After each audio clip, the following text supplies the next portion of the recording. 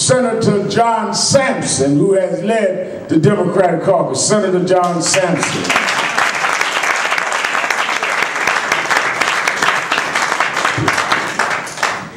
Thank you very much, Reverend Sharpton. I wanted to thank the National Advocacy Network for all the phenomenal work that you have been doing. I want to thank all my colleagues in government. And I want to be very brief, but powerful in a way. When you think about it, 50 years ago, Dr. King and others met in situations like this to get us the right to vote. At that time, we had no black council members, no black senators, no black assembly members. We didn't even think about having a black president. You know, people fought hard and people died for the right to give us an opportunity to elect those who will promote our issues. Because of them, we are here. All right. Here representing you, and that's what it's all about, representing you. Go ahead. And I have to thank Reverend Sharpton for doing what he has been doing, and that is empowering people with knowledge, wisdom, and understanding. Because with that, we can delineate all the verbiage that comes from people who don't support our issues and our causes. I also want to thank Ms. Dukes for her strong support in making sure the people understand how important it is that we promote issues that have an impact on all the people. When you think about it, this past election, we ran on a progressive agenda. And that was revising stop and frisk, raising minimum wage, improving education, and making sure we have good paying jobs for all of us. We supported the president's agenda. Our Republican colleagues supported Mitt Romney's agenda, which discounted 47% of us as people who just went with our hands open for something. But despite here in New York State, despite no support from our party, despite no fair redistricting, being outspent by $22 million, and no support from the press because they always categorized us with dysfunction, but they failed to realize that the members that were here when dysfunction existed are no longer here. We have 14 new members. Despite all that, brothers and sisters, we won the New York State Senate. We picked up 5 seats.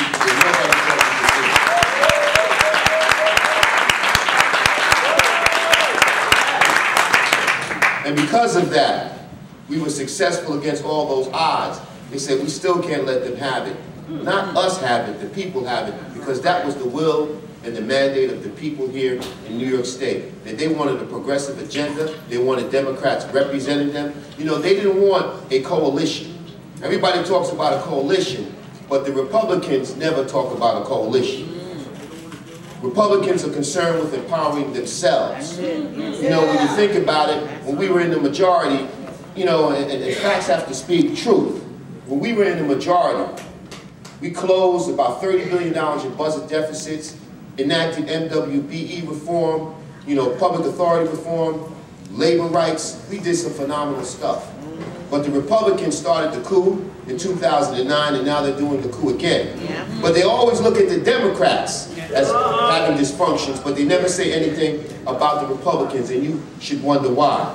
But despite all that, brothers and sisters, what's important is the mandate and the will of the people here in the state of New York. And you know, and I believe it's incumbent upon all leaders, the executive, Democrats and Republicans, to not usurp the will of the people. This is bigger than me. This is bigger than my colleagues, because it is the people's agenda. And brothers and sisters, I understand that, and I will not be an impediment for us to get the majority. So I'm telling you, I'm going to work hard from now to the time we go into session to get us back to majority.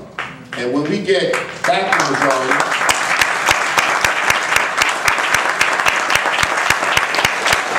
get back to majority, I will step down and not be a majority leader, understanding this is bigger than me. It's about the people in the state of New York. So, to all those who said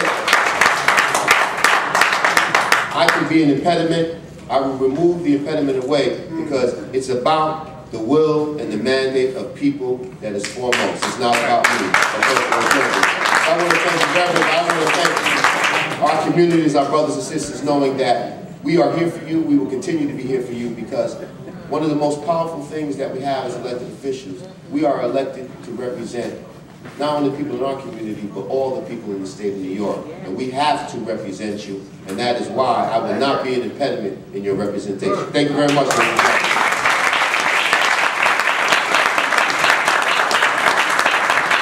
Senator John Sampson.